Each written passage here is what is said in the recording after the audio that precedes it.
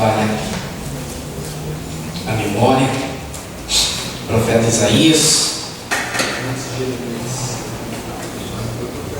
Cânticos ou cantares, né? Nós temos do profeta Isaías. Vamos ler o capítulo 51, do versículo 1 ao 7. Desculpa.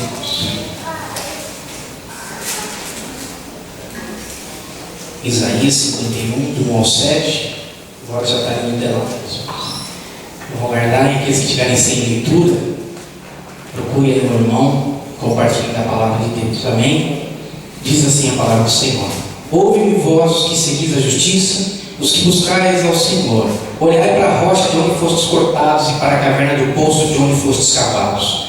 Olhai para Abraão, vosso pai, e para Sara, que vos deu a luz, porque sendo ele só, o chamei, o abençoei e multipliquei. Porque o Senhor consolará Sião, consolará todos os lugares assolados, e fará o seu deserto como Éden, a sua solidão como o jardim do Senhor. Gozo e alegria se achará nela, ação de graças e voz de melodia. Atendei, povo meu, e não nação minha, inclinai os ouvidos para mim, porque de mim sairá a lei, e o meu juízo farei repousar sobre os dos povos. Perto está a minha justiça, vem saindo a minha salvação, e os meus braços julgarão os povos, as ilhas me aguardarão, e no meu braço esperarão. Levantai os vossos olhos para os céus, e olhai para a terra embaixo, porque os céus desaparecerão como a fumaça, e a terra se envelhecerá como roupa, e os seus moradores morrerão semelhantemente. Porém a minha salvação durará para sempre, e a minha justiça não será abolida. Ouvi-me vós que conheceis a justiça, povo em cujo coração está a minha lei. Não temais o pobre dos homens, nem vos turbei pelas vossas injúrias. Oremos. Bondoso Deus, justo e Pai eterno, eu quero te louvar e te agradecer por estar aqui, Senhor, na tua presença, orientado pelo teu Santo Espírito. Senhor, eu peço neste momento, Senhor, que eu seja agora usado, Pai, que eu seja usado na tua presença, Senhor, pelo amor do Evangelho, Senhor, que cada um seja tocado, Senhor, que cada um seja visitado pelo teu Santo Espírito, Senhor, que através da tua palavra, cada um receba, Pai, a verdade da consciência do Evangelho, Senhor, tem uma aplicação prática na sua vida, Senhor, que saímos aqui alimentados, transformados, se assim o Senhor quiser, meu Pai. É o que eu peço e agradeço em nome de Jesus. Amém, graças a Deus. Podemos assentar-nos glorificando o nome do Senhor. E meus irmãos, como eu disse, desde o início da semana, esse assunto, mais especificamente de justiça, ele falava no meu coração desde segunda-feira. E como eu disse para os irmãos, todo contato que eu tinha com alguém ou alguma ministração me falava sobre isso, eu dei como tema o que é justo para mim. E quando eu falo de justiça, vem à nossa mente sempre a questão de sentença, de uma punição, é o que se imagina a respeito de justiça. Mas o que eu quero falar hoje é sobre a nossa noção de que nós temos de justiça, aquilo que é justo para mim, aquilo que nós julgamos, não somente os atos, mas aquilo que nós temos de percepção daquilo que é justo. Porque a nossa justiça, ela é tendenciosa. A justiça, estava comentando isso com a Adriana na sala minha, eu falei, você vê como os nossos relacionamentos, as nossas vidas são norteadas pela justiça. Às vezes não uma pessoa, nós travamos um relacionamento muito bom com essa pessoa durante anos, mas às vezes um ato que nós julgamos injusto já muda a nossa percepção em relação àquela pessoa. Os relacionamentos são baseados em atos de justiça. A nossa sociedade, ela é baseada em atos de justiça. Quer um exemplo? Por exemplo, meus irmãos, na Constituição existe o direito dos deveres dos cidadãos. E meus irmãos, a partir do momento que eu e você, nós usufruímos de um jeito que não é nosso, gera-se uma injustiça. Por exemplo, eu que ando bastante de ônibus, às vezes eu sento num assento e a pessoa que está do lado, ela não se coloca na posição dela, ela acaba invadindo o meu assento. Ela está ali tomando um direito que não é dela, e injusto. Vocês concordam comigo que isso se torna injusto? É uma injustiça. E por que os irmãos talvez vão fazer, por que você está fazendo alusão desse texto? Porque esse texto me ensina muitas vezes sobre a justiça. Sobre a justiça e a justiça de Deus. A nossa justiça, como eu disse, ela é tendenciosa, ela é sentimental, ela é volátil. Às vezes o que é justo para mim hoje é notar que às vezes você faz uma percepção, e não poucas vezes já aconteceu isso comigo, de eu fazer uma percepção a respeito de uma pessoa, e depois sabendo um contexto maior sobre a vida daquela pessoa, eu me vejo sendo injusto com ela. Falando como eu fui injusto com essa pessoa. Olha, eu tinha um julgamento a respeito dessa pessoa, mas a partir do momento que eu tive acesso a todas as informações, que eu conheci melhor essa pessoa, eu vi o quanto eu fui injusto em relação a ela. E às vezes os irmãos vão para pensar e vão me submeter a essa palavra. Nossa, eu sou justo. Eu procuro pagar tudo que eu faço. Hoje mesmo eu fui comprar um bombom para variar. Aí cheguei lá para comprar, a mulher me deu 50 centavos a mais. Eu voltei, deu 50 centavos. Aí talvez no meu egocentrismo eu ia falar, nossa, como eu sou bom e justo. Não recebi nada além do que eu mereci. Então para nós, essa justiça se baseia nisso. Mas justiça é muito mais, e a palavra de Deus ela chega a nos encerrar em Romanos 3,10, que como está escrito, não há nenhum justo, nem o justo sequer. E quando a palavra diz isso, às vezes você pode se remeter e falar, olha, mas eu sou uma pessoa justa. Eu sou justo nas minhas relações. Só que muitas vezes nós somos pegos na nossa injustiça naquilo, como eu disse, nos preconceitos que nós criamos. Nós criamos preconceitos a partir do momento que, meus irmãos, isso eu aprendi com meu falecido pai. Meu pai sempre falava, dê às pessoas o benefício da dúvida. Então, por exemplo, se alguém vier falar mal de alguma pessoa para mim, o que eu devo fazer por justiça é primeiramente conversar com essa pessoa. Eu não criar um preconceito acima simplesmente da primeira informação que eu recebi daquela pessoa. Eu tenho que ser justo. Se está falando daquela pessoa, o mínimo que eu tenho que fazer é chegar para ela e tentar acalhar para ver se realmente a pessoa é aquilo que está sendo exposto a respeito dela.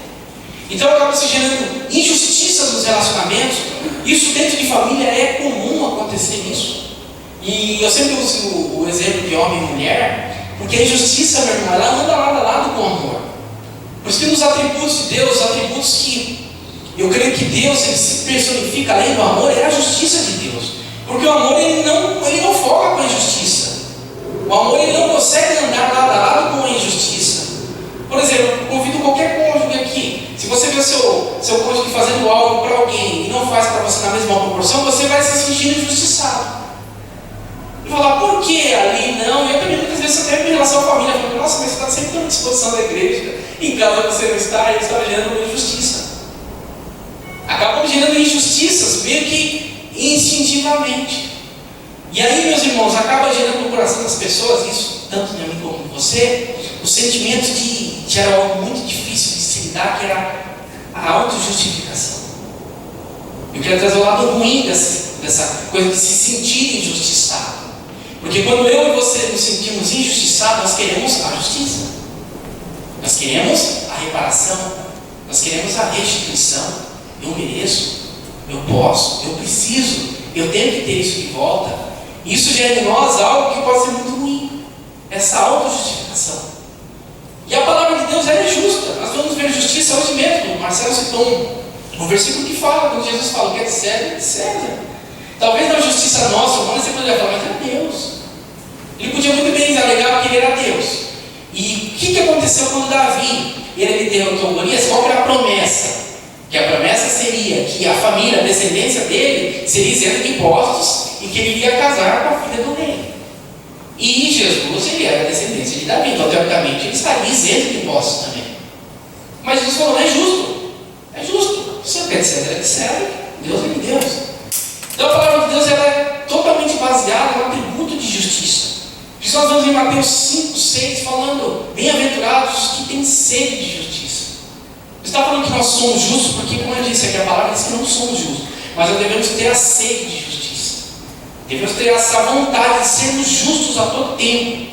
Não somente nos nossos atos, mas nas nossas percepções. Sermos justos com as pessoas. Justos nos relacionamentos. E quando eu falo sempre a justiça vai vir na sua mente, as proporções iguais. Não, meus irmãos, são as percepções. A Bíblia fala que nós pecamos em pensamentos. Quando eu faço um mau juízo, eu estou pecando. Eu não estou sendo justo com aquela pessoa. Quando eu falo mal de alguém, eu estou sendo totalmente injusto. Sabe por quê? Porque eu estou plantando no coração de outra pessoa um preconceito. Eu estou sendo injusto, porque talvez o Regis pode ter feito algo para mim. Aí eu conto para o Maurício. Eu falo, Maurício, o Regis fez isso comigo. Porém, o Regis e o Maurício vai ter um relacionamento saudável. Mas a partir do momento que eu falei mal dele para o Maurício, eu encerrei toda e qualquer expectativa de um bom relacionamento com esses dois. E talvez é uma percepção só minha dele. E olha como é difícil isso. E como eu falo, meus irmãos, as relações humanas, elas são muito afetadas pelo fator justiça. Porque todos querem ser justificados. Mas precisamos também ser justos. Ser justos com todos, na mesma proporção. E aí, meus irmãos, algo que eu queria falar com os irmãos. Mateus 6,33. Mas buscar primeiro o reino de Deus e a sua justiça, e todas essas coisas vos serão acrescentadas. Nós temos um texto aqui, meus irmãos, que fala que através da justiça nós seremos galardoados. Quando você é uma pessoa justa, a justiça vai chegar à sua tenda. Se você é uma pessoa justa no seu relacionamento, serão justos os relacionamentos com você também. É uma questão de proporção. O reino de Deus não é um reino de princípios. Deus ele não foge aos seus princípios. O principal princípio dele é a justiça. E por mais que a justiça de Deus não seja tão justa aos nossos olhos. Falou assim, perdão hoje, eu tenho falado também na escola bíblica. Perdão aos nossos olhos sempre vai parecer algo injusto. Pastor, eu dou sobre isso hoje. Sempre vai parecer injusto. Porque você vai falar, a pessoa fez tudo, ela me magoou, ela falou mal de mim, ela não tinha direito nenhum de falar, realmente ela não tinha direito nenhum. Mas eu, aos meus olhos que parecem injustos, mas quando eu olho para a minha injustiça que foi justificada por Jesus na cruz, se torna totalmente injusto eu receber. Se torna totalmente injusto eu estar na presença de Deus quando eu olho para a cruz. Mas se eu olhar para a ofensa do irmão, realmente vai parecer injusto. Mas quando eu olho para a cruz de Cristo, aí eu me sinto mais justificado. Aí eu vejo um Deus injusto, dando muito mais do que eu mereço. Quando eu olho para a palavra de Deus, quando eu olho a vida de Paulo, quando eu olho a vida de João, e quando eu olho a vida de outros que padeceram pelo Evangelho, eu falo assim, é injusto. Se eu for para o céu injusto, eu confesso, irmão. Porque eu falo, esses homens homens que morreram dizendo que não eram dignos. Não dignos, e homens com uma história assim, do qual nós somos frutos também. Então são, meus irmãos, exemplos para nós de vida e mesmo assim não se consideravam justos. E agora, meus irmãos, eu quero entrar no assunto que é muito complicado. A justiça para nós é relativa, mas para Deus é absoluta. Abra, meus irmãos, em 1 Samuel capítulo 12. Vou tentar ser rápido. 1 Samuel capítulo 12.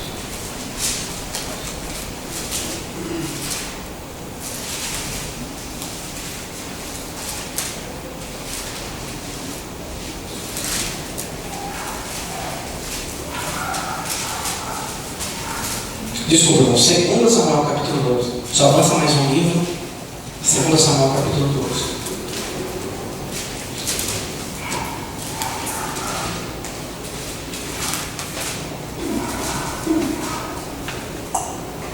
Diz assim a palavra do Senhor. E o Senhor enviou Natã a Davi, e entrando ele a Davi, disse: havia numa cidade 2 homens, um rico e outro pobre. O rico tinha muitíssimas ovelhas e vacas, mas o pobre não tinha coisa nenhuma, senão uma pequena cordeira que comprara e criara, e ela tinha crescido com ele, e seus filhos igualmente. Do seu bocado comia, do seu copo bebia, e dormia em seu regaço, e a tinha como filha. E vindo ao homem rico, um viajante, deixou este de tomar as suas ovelhas das suas vacas, para guisar para o viajante que viera a ele. E tomou a cordeira do homem pobre, e a preparou para o homem que viera a ele. Então o furor de Davi se acendeu em grande maneira contra aquele homem, e disse a Natã: vive o Senhor, que digno de morte é o homem que fez isso, e pela cordeira tornará a dar quadruplicado, porque tal coisa não se compadeceu. Então disse Natã a Davi: tu és este homem. Amém? E esse, meus irmãos, é um texto da Bíblia que eu creio que Davi foi apresentado a sua própria justiça. Nesse tempo, as causas eram... Hoje nós temos os tribunais de pequenas causas, né? Hoje nós temos, hoje o Marcelo, né, representa esse tipo também de trabalho, do qual são julgadas as causas para saber qual uma melhor forma que a justiça pode ser executada, de que nenhum dos lados saia exato. E ali era Davi que fazia isso, era o rei. As pessoas se apresentavam diante do rei com as suas causas, falando: olha, ele pegou ali no meu cordeiro, e ele tinha por obrigação, por ofício, julgar isso. E dentro desse contexto, foi o contexto do qual Davi ele foi confrontado consigo mesmo, com a sua própria justiça. Ali era uma alusão do pecado que ele havia cometido em relação à Batseba. Porque o Davi, meus irmãos, voltando ao contexto para quem não conhece a história de Davi, ele podia ter todas as mulheres possíveis quando era rei. Porém, ele decidiu adulterar com uma mulher já casada. E após isso, ele ainda tramou o assassinato do seu esposo. Então, nesse confronto aqui, o profeta Natã, ele contou uma história, uma alusão de um homem que tinha apenas um cordeiro, apenas um animal. E ele foi ali um homem que tinha muitas costas, poderia escolher qualquer uma delas, usou justamente aquele que só tinha uma para usar. Então, Davi utilizou da sua justiça. Ele falou: esse homem é digno de morte. Porém, o profeta Natã falou: esse homem é você. Será que ele merece a morte mesmo? Será que a justiça para você é a morte também? Davi foi apresentado a sua justiça, e quando eu falo isso, meus irmãos, será que a mesma coisa que prevalece para os outros prevalece para nós? Porque é muito fácil nós julgarmos, termos uma percepção a respeito dos outros, mas quando isso atinge a mim, aquilo que é importante para mim, será que nós temos essa mesma concepção? A mesma medida que eu julgo é aquela que eu me julgo, a que eu me peso. Será que a mesma coisa que eu cobro das pessoas, eu também me cobro para oferecer às pessoas? A mesma disposição que eu cobro dos outros é a mesma disposição que eu tenho em relação às pessoas.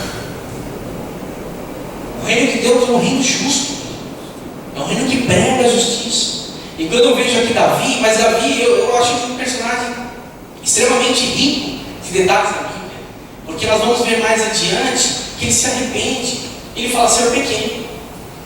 Ele não se auto-vitimizou, ele falou: eu pequei. Ele se reconheceu na sua justiça. Ele falou: eu pequei. Não muitas vezes, meus irmãos, eu sou confrontado assim. Às vezes eu me arrependo e falo assim: será que eu estou sendo injusto? E às vezes eu vejo pessoas praticando coisas, aí depois eu me vejo praticando aquela mesma coisa. Eu falo: como eu fui pesado naquela situação, como eu fui tão duro, mas agora é que é comigo.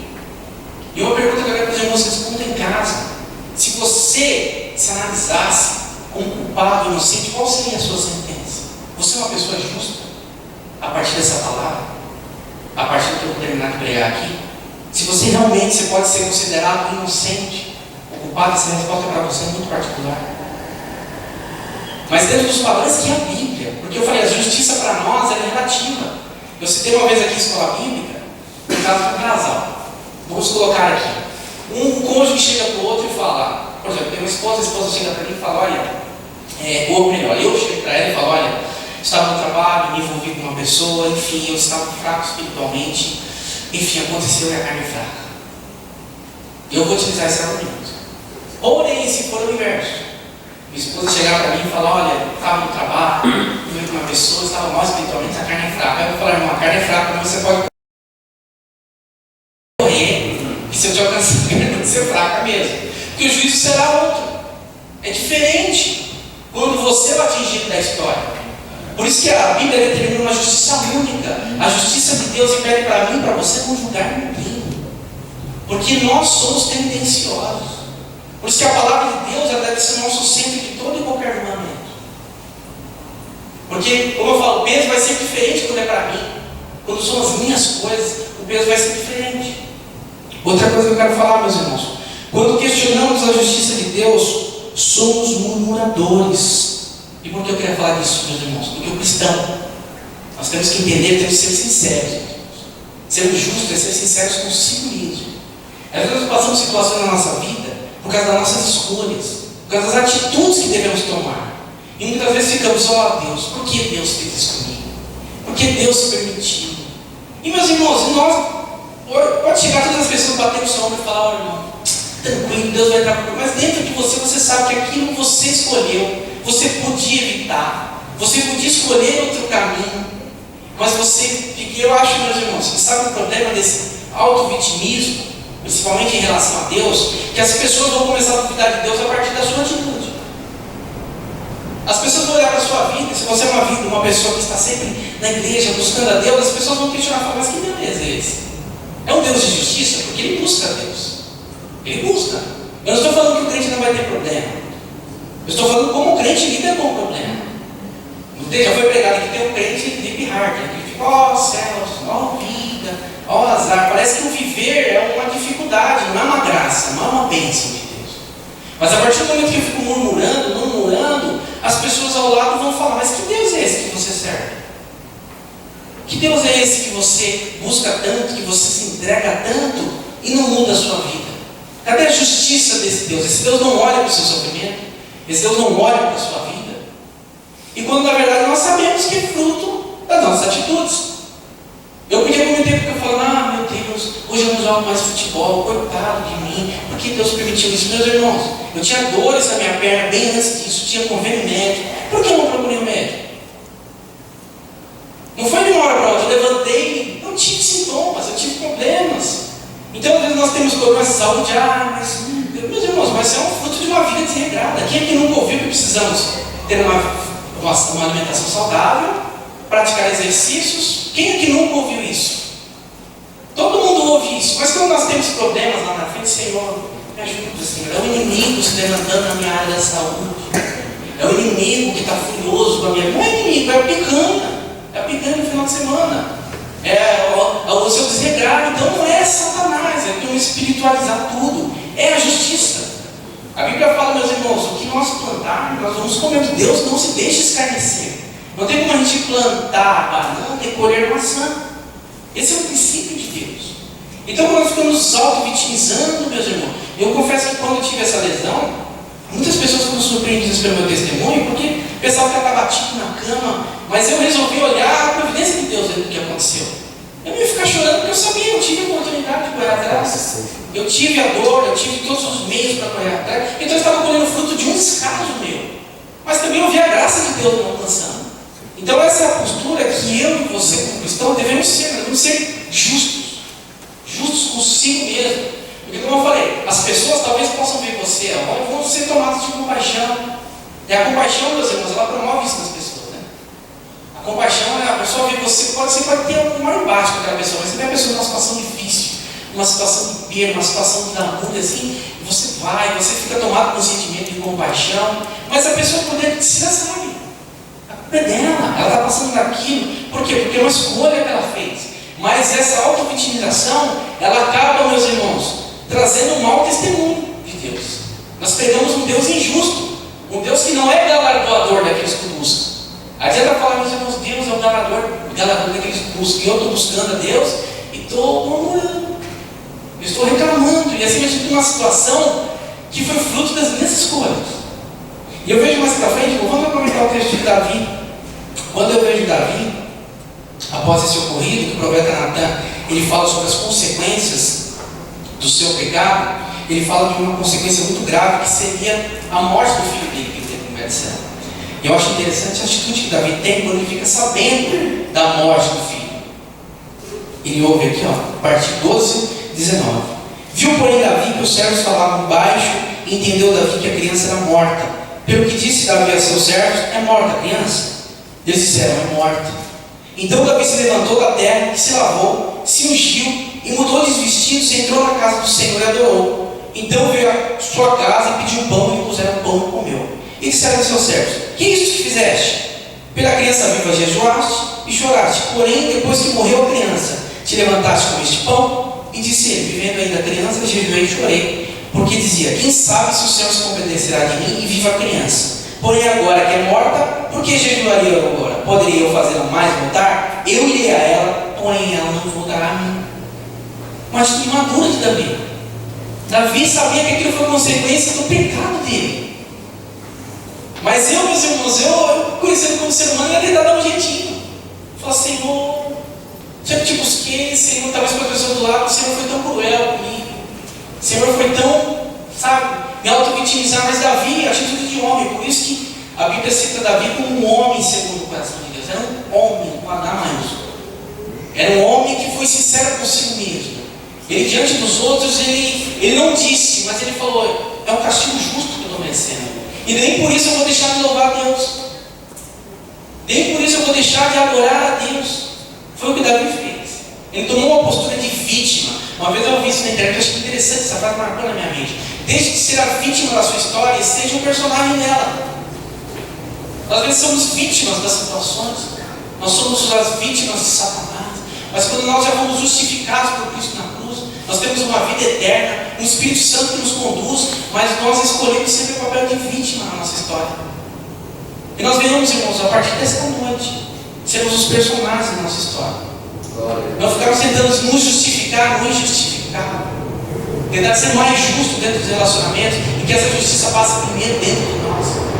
Que é a mesma coisa que a Bíblia nos fala: o que querer vós dos outros, façais vós também. Se queremos justiça, sejamos justos com as suas pessoas. Se coloquem de pé, irmãos, para a gente orar.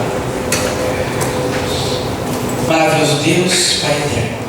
Eu quis, Pai, de uma maneira simples, singela, falar sobre justiça hoje.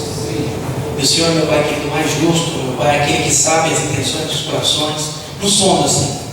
Vivemos uma sociedade injusta, Senhor, no qual, meu Pai querido, às vezes levar o melhor é a coisa mais justa a se fazer, Senhor. Mas a Tua palavra entendemos, meu Pai, que somos justificados pelo Senhor. É o Senhor que dita aquilo que é justo para nós.